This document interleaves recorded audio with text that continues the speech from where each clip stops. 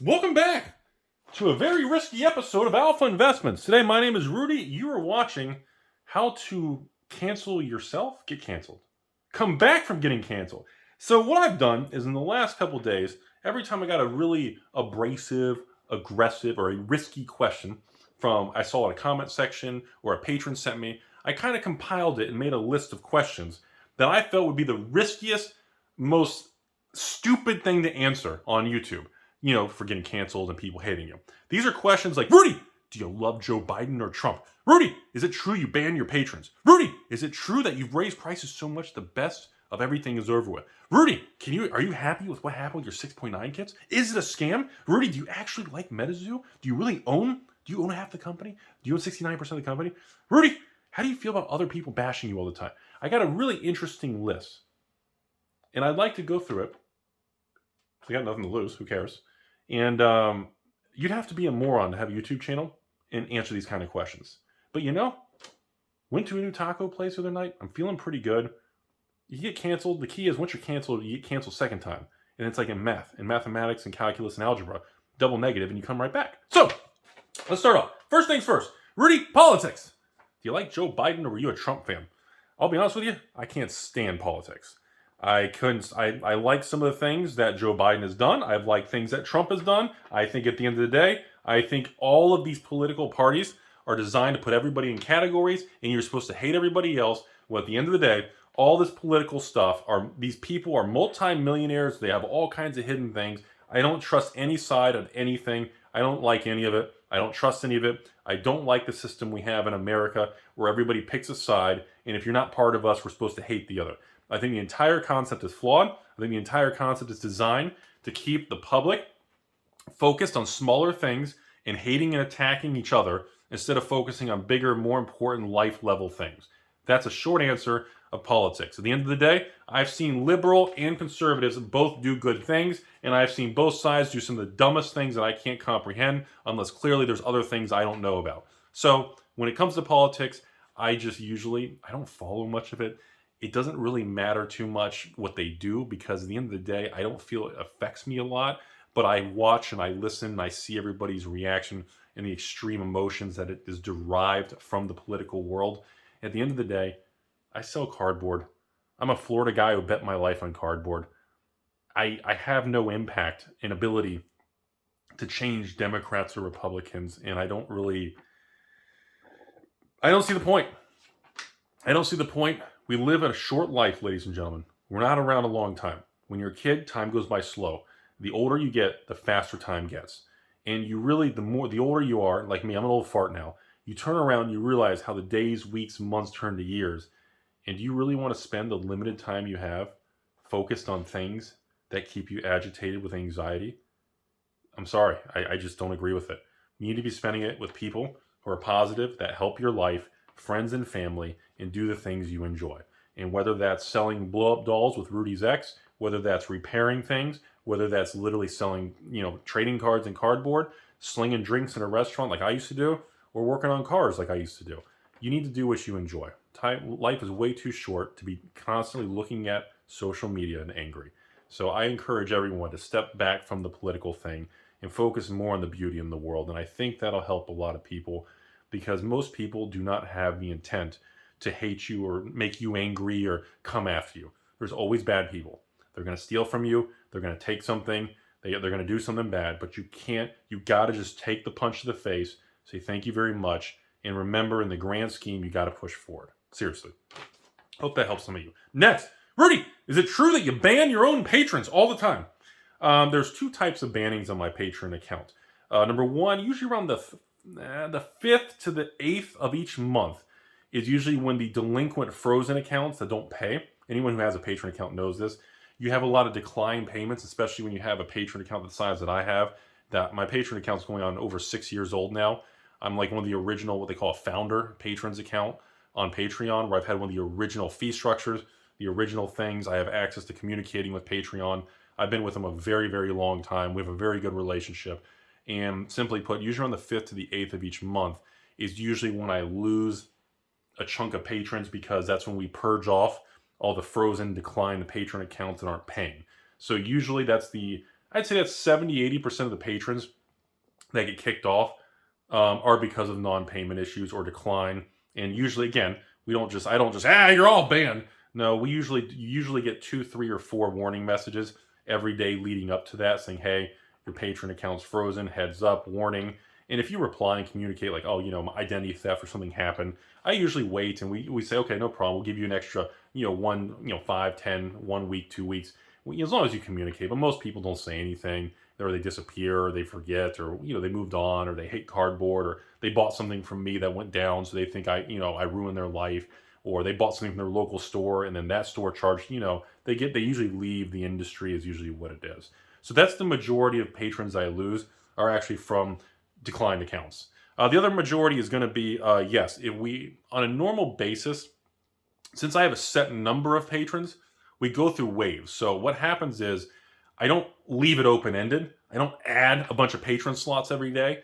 What really happens is, when somebody closes the account, there's a window of time where you'll see their slots on the website.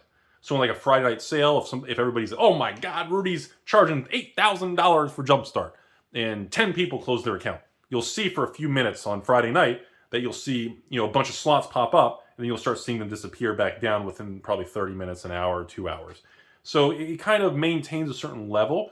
I don't kind of erase the slots, but yes, people do slip in when they see the pop-up opening, and they'll jump in and grab that person's slot that they just closed. So there's a little, I'd say there's like a 0.5 to 1% turnover of a small base that are able to grab that kind of reoccurring couple slots. It's a very, I don't even think it's 1%. I'd say it's probably 0.5 to maybe 0.25% based on the total quantity of thousands of patrons.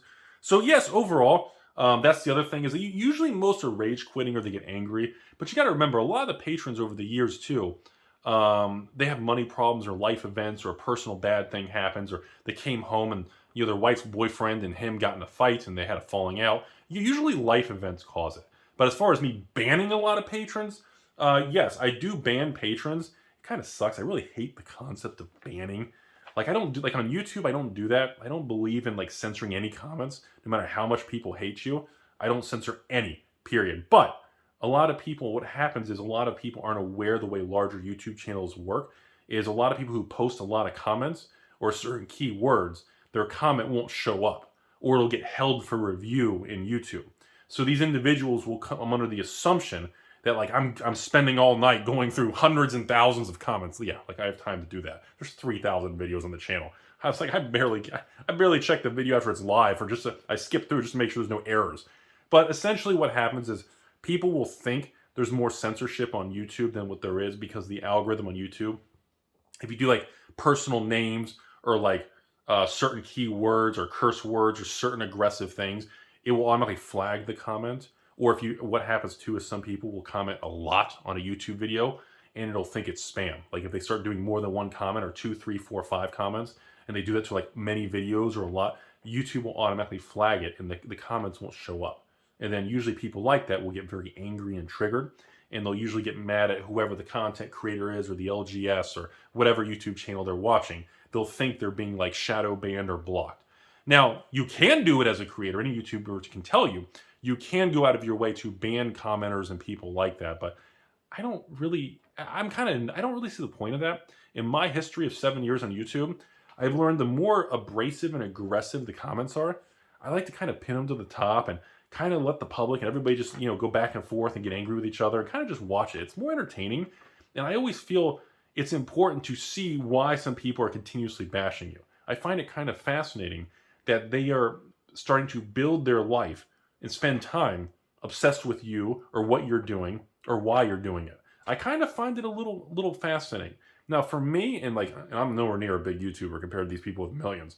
A lot of people, you'll see a lot of big creators with the millions of subs. They'll have constant people using their names and titles and clickbait, and they're always, how bad they are or scam. That's a very normal thing in the reaction feedback YouTube world. I try to keep up with some of it, but I really, in the last probably 1 or 2 years, I haven't been able to. there's always going to be people making videos or saying what you're doing wrong or how you're fleecing or stealing or grifting or hosing or pumping or hyping. There's always going to be those kind of keywords, and there's always going to be a market for those kind of YouTube views and channels. Historically, long term though, those type of individuals who run those type of channels, they tend to be low to moderate success rate long term, because there's really only so much you can do before it just gets boring. I mean, like if somebody bashes you every day, or there's a content creator making fun of a big celebrity, I'm not really a big celebrity, but a big famous person who has, 50 million subscribers. Is that a thing? Hey, there's people with that. There's only really, it kind of is what it is. And again, the bigger you are, the more of a target. So back to Patreon. Yes, I do actually ban patrons, even though I don't like the concept. In the first 2-3 years, I never really banned people on Patreon. But by year 3, 4, 5, I ran into some major issues. And a big turning point for me was around 2018, 2019, when there were some private groups and Facebook groups and social media groups started. And in Discord groups and Facebooks, particularly, those two particular, were a lot of patrons and ex-patrons. And I even had a couple patrons that would sign up just to message other patrons and comment against other patrons to get them to link over to their private group. And then it really turned sour because like 10, 20 of those people started discussing ways to do chargebacks and do bad things and commit fraud and theft. And it really hit me hard years ago. And it caused a lot of damage. But looking back, I guess I got to kind of thank it a little bit, because it forced me to make a very tight system. I mean, it's been 3 years now. I don't allow any international PayPal payments. It's crypto only. So I cut off all fraud for international, all that theft and crap. Number two, if you're a newer patron, different things, I kind of limit, and we're very cautious. But every once in a while, we still get bad people, and they think you're the devil, and they just want to steal from you. But overall, once I detect, or our system, should I say, once we detect in the system of the messages and the orders, once we come across anything where a patron buys something, or they send a very angry message, or they're posting very angry messages, and most of the time when I find out these things, it's actually other patrons sending me screenshots. I would say in the 7 years I've been doing this, most of the times we've had to ban or do things, I'd say probably 80-90% of the time was because other patrons were actually sending me screenshots saying, hey, Rudy, is this an actual patron? Because this guy's planning on doing A, B, C, X, Y, Z. And that actually led me to being more kind of responsive to that stuff. So I've actually got to thank a lot of people who've kind of been the eyes and ears for me, because like I said, just like the YouTube comments, I don't have the time. Like if you're watching this video, I haven't even looked at any of the comments from yesterday's video. Like it just is what it is. Every once in a while I try to relax and scroll through it, and I'll try to find funny ones or pin stuff, because it's just a lot of fun. But anyways, so yes, I do ban patron accounts when it comes to decline payments. We purge them off the system. If I determine, and we determine in the system, that you're going to be high risk for theft or fraud, or because I've had, no joke, ladies and gentlemen, especially since 2021, 2022, when everything's been crashing, I get patrons a new patron or an older patron, and they'll send a message. And it's okay to be unhappy, or Rudy, I don't like your price, or Rudy, I think you're charging too much, or Rudy, it's okay to have normal conversation feedback if you disagree with something. I don't have a problem with that. But what happens is we'll get patron messages, or people who may not be a patron, and they'll send messages like, hey, I've noticed that you're going out of your way to, hurt this person and overcharge this, when there's this one store hidden in the back alley over here, they're $2 cheaper. Is this intentional? Are you really trying to defraud and ruin family? People will really build this whole ecosystem of a story, and they kind of try to present it to you in what I like to call a gotcha way. So when I come across the messages, and I respond to 99% of the messages unless I'm sick or something, but when I go through that and I look at the message history, what the person's bought, how long they've been a patron, and if I see messages that are very, what I call, concerning, I don't want to sell $1,000 worth of sealed product to somebody who's being very aggressive, angry, or expressing a lot of hate towards me. I don't want to engage in that kind of transaction, because that'll have a high risk of me getting defrauded. So that leads to the other 10-20% of accounts in Patreon that I ban. So most of the banning comes from my fear of loss or fraud, of that anger turning into, well, I'm going to get back at you. That's kind of the thing and the dynamics we look out for. And that's why when people send me things, or a person, if somebody's very angry, we try to, just step away from that kind of thing. It's kind of a healthier approach. And it's over time, it's worked pretty good. I hope that, sorry, I didn't mean to go on that long, but that's my attitude towards the banning patrons. Yes, it's a real thing. I hate the concept of it, but I have learned after doing this for 7 years, you can't make everyone happy. And when you run into somebody, or there's a new patron that slipped in or something, and they just come out angry, or why is this? Or you need to take this price off. I want half a refund. When you run into that, you have to part ways. If you spend too much time on people who are doing that, you have to focus on pleasing some of the people most of the time. You can't please all the people all the time. And it's been a better quality of life, and it's built a better patron customer base long term. Hope that makes sense for everybody. Next thing. Rudy, how do you feel about content creators bashing you and people constantly making videos on you and in Facebook, social media posts? And I already kind of touched on that. But overall, at the beginning, you have to remember that's Reddit, and people bashing me is how the channel became successful. So it's a bittersweet relationship I have. But again, I think a lot of it is people. Number one, I told you all, we live in a society, you know what I mean? Where I told you, and we've done on my channel, look at the Hasbro bashing videos when they're screwing the game, or D&D, or Wizards and that. Like, the views and the human response to mistakes, or burning down a company, or causing problems, all these dramatic things. The psychological response and emotional response to people in 2023 is very strong. When you're dealing with things going wrong, or people being mean, or bad things happening. Okay? When I make videos of something positive, a good box opening video, if I title the box opening, fantastic box opening video for a patron, literally, like, the interactions, the data on the video will plummet. If I do a box opening and it's the best box opening ever, and I put the title as patron goes to zero and loses everything, Rudy hammers and hoses a patron, the views will be triple. Because it's just the psychological world we're in. I don't like it, but I understand it, and that's just the way it is. As far as people, again, I already talked about other people kind of bashing. I don't really like the concept of bashing other individuals or other particular, especially small businesses and things like that, because you're dealing with people's jobs and families and people's whole lives that they put into these things. But content creator bashing is a thing. It's been around since the dawn of YouTube. And honestly, like I said, it's always going to be there. There's always going to be people who just want to sit there and talk about how bad that person is, that store is, how angry and how much Rudy's done. People are always going to take things out of context and say, hey, remember Rudy? He sold Monarch Flesh and Blood and it went down. Yep, you are correct. The Monarch Flesh and Blood sale was the worst performing sale out of, I believe, out of the, I think, 300 to 500 sales I've ran over 7 years. I think it's around 400 sales I've ran in 7 years. I believe that 1 out of 400 sales was the worst performing sale I have ever run. But if you want to put more context and have a real conversation, Flesh and Blood is also responsible for the top 3 out of top 6 sales I've ever ran that have made some patrons stupid amounts of money.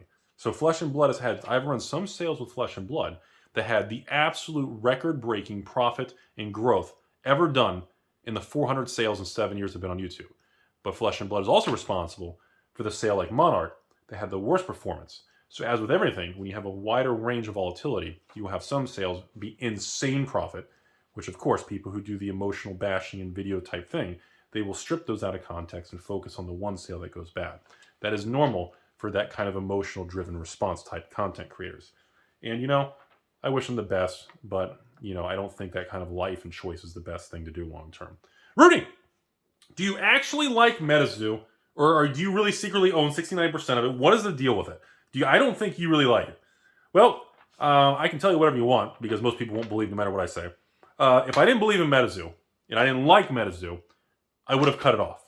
I would have stopped carrying it a year ago. I wouldn't have been continuing. That was the reason I was upset with UFO and Wilderness, because they didn't cut the print run when the whole world was collapsing in 2022.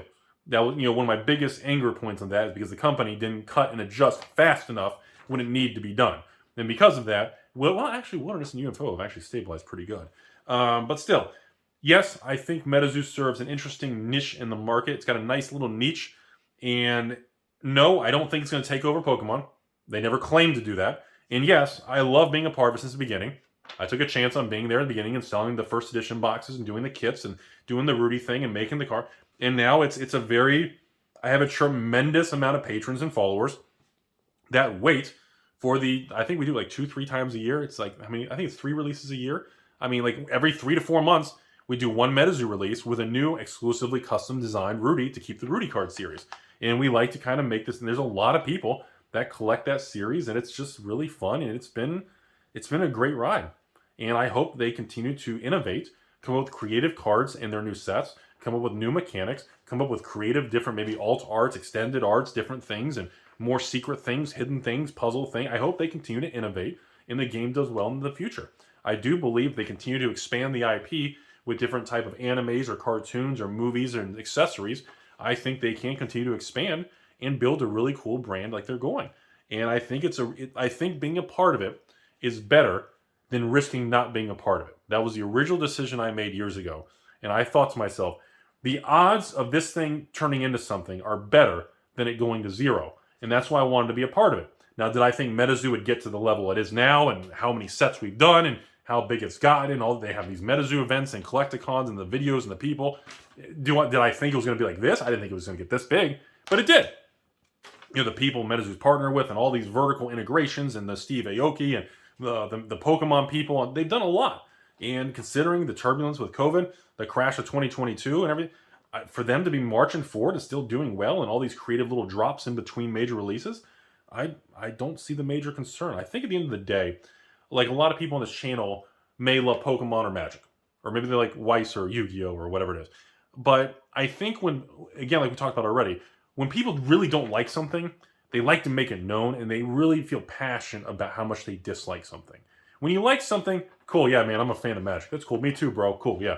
But as far as when you really have a passion for disliking things, people tend to have a more abrasive, aggressive. Everybody stay away. It's a scary. I don't like it. I don't know why people consider and get really angry with like Metazoo. It's calmed down some. Flesh and Blood was the worst going through 2019, 2020. The first 2 years of Flesh and Blood, that was by far the worst amount of threats, hate, and attacks I ever had. But now that Flesh and Blood has really grown worldwide, those are almost non-existent now. Flesh and Blood is progressed so far and has grown so much. It's moved to Metazoo, but now even the Metazoo is probably down. I'd say the peak of hate and attacks and threats, I'd say it's probably down over half of where it was at the peak. I'd say Flesh and Blood's probably down like 90%. There's not much left at this point. I think most people just said, fine, I'll try it. Or things have happened along the way, and Flesh and Blood's just doing its thing. So that's all. So yes, to answer the long story short, I do believe in Metazoo, and I think it is going to be around.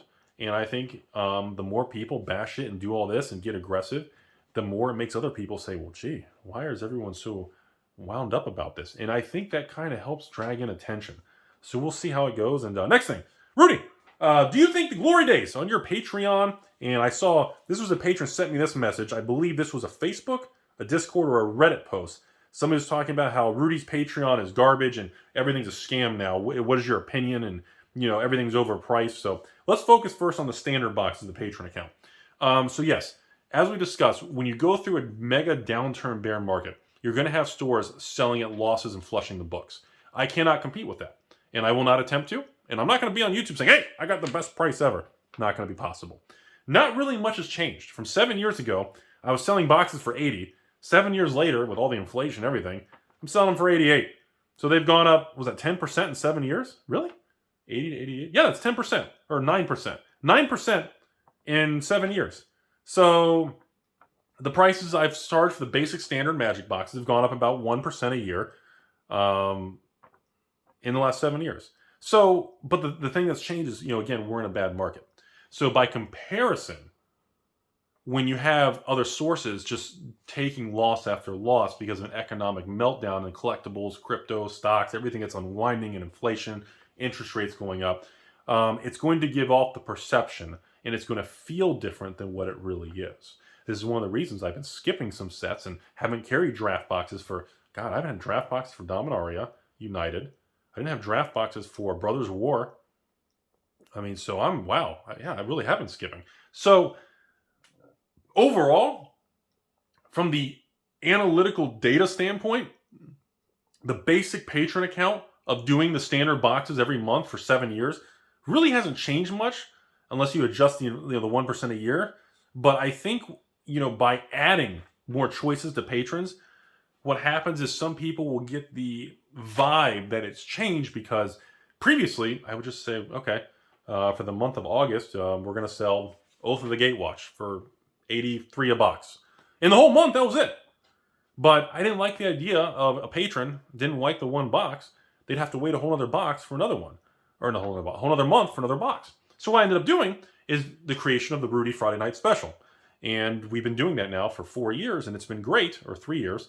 And what it does is every Friday, it adds a different choice of either Pokemon, Weiss, Flesh and Blood, Metazoo, or a small random accessory thing or something weird. It adds something different throughout the month for people who don't want the standard box.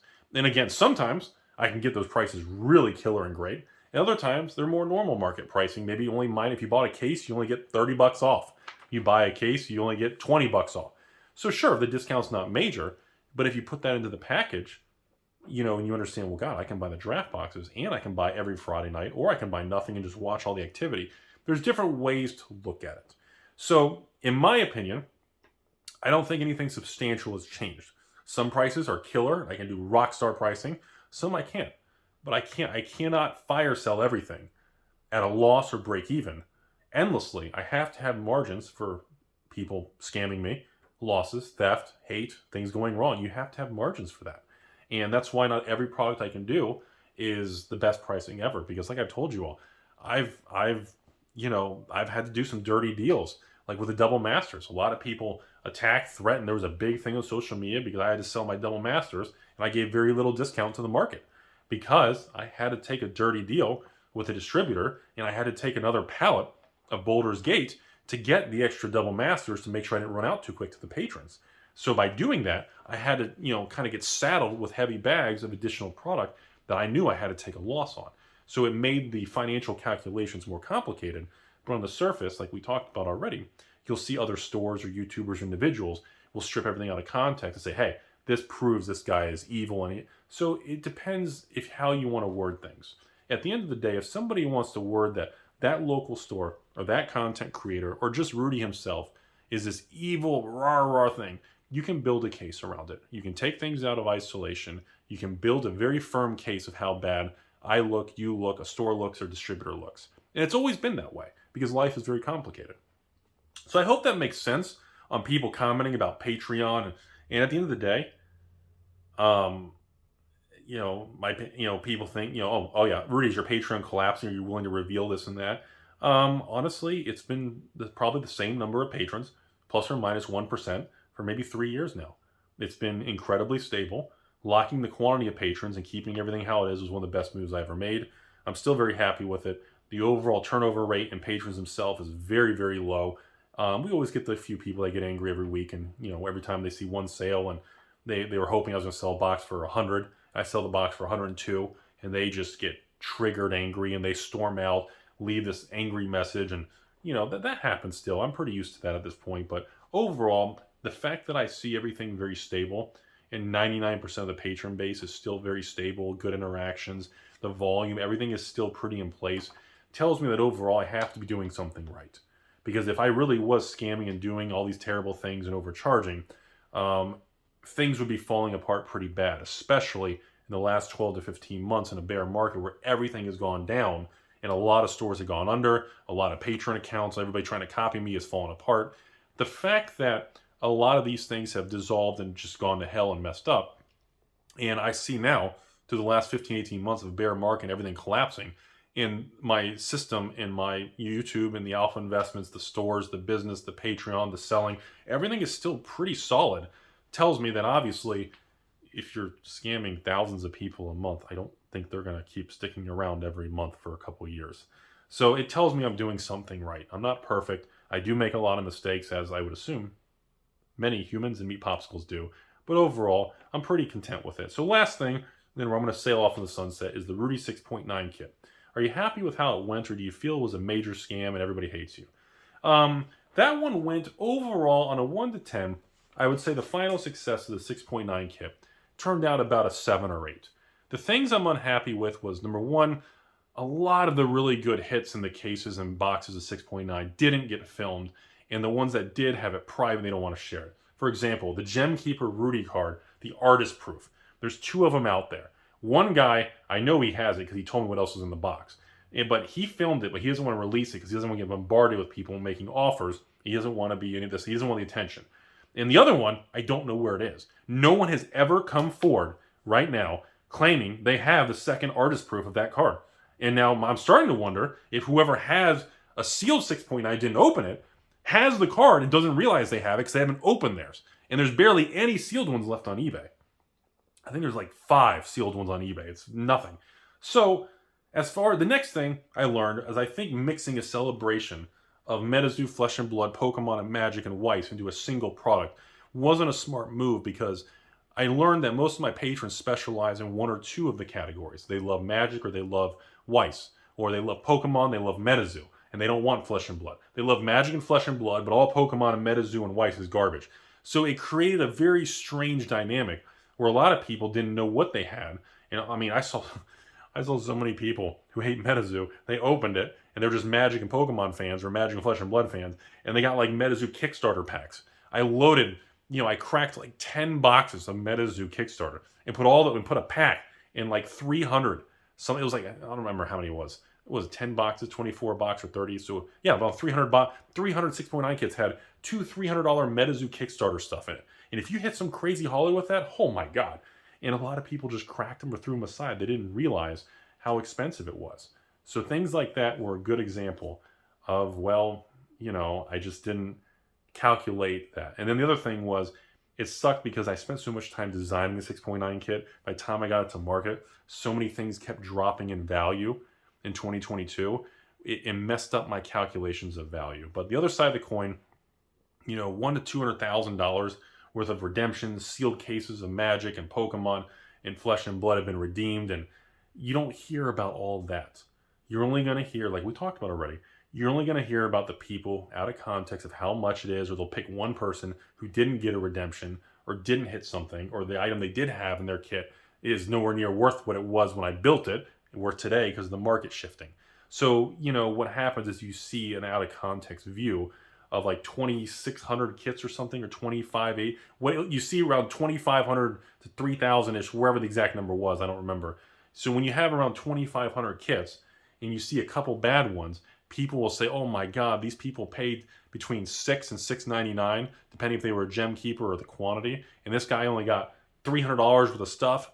You are correct, because the kit was originally designed to be between 60% and 160% of value. I wanted the range to be very tight. I didn't want somebody to open a kit and the box was empty.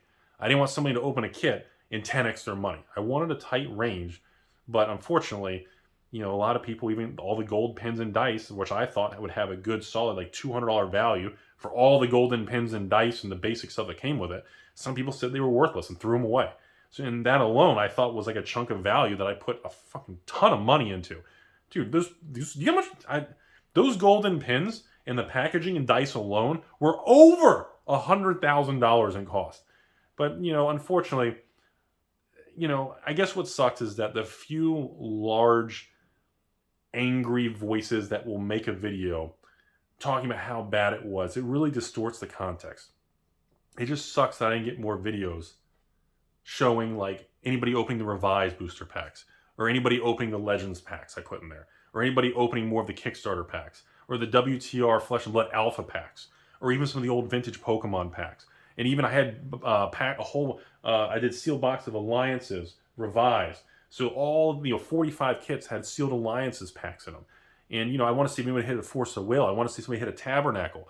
I even had some Antiquities packs mixed in. I didn't do Arabian Nights though. There weren't those ones.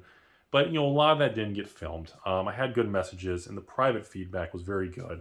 But unfortunately, it just sucks that people will handpick 1 or 2 bad ones or something that went down in value, and they use that to tilt what every single person got.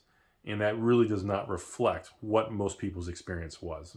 And unfortunately to the public, for people who hate me, believe it or not, most of the kits had a very positive experience. I had hundreds and hundreds of amazing messages, people wanting more, this and that, and this. it was a really good overall success, but I think it could have been tweaked and done a little bit better. And it was tough to launch in a bear market because as I was putting these items or calculating this promo card, these $100 promo cards are now $30. And I said, okay, well, if I give this person 3 of these $100 promo cards, that's $300 right there. Well, and now that 3 cards are only worth $100. So a lot of the numbers swung a lot in this crash, and it did distort, and it didn't really go as well I'd like with some of the items. So that's all I have, folks. I hope you learned something today. Overall, I hate politics. I think people should be nicer. The 6.9 thing was very successful, but again, a few people just went crazy on me. Yeah, I still think Metazoo and Flesh and Blood are going to be a good thing into the future. What I miss? Yes, I do ban patrons, but most of them are delinquent payments or high risk. I'm afraid of theft or loss. And yeah, people are always going to bash me and attack because that's just our culture and society. Hope you learned something today. Got a lot of fun things if you're still sticking around this late.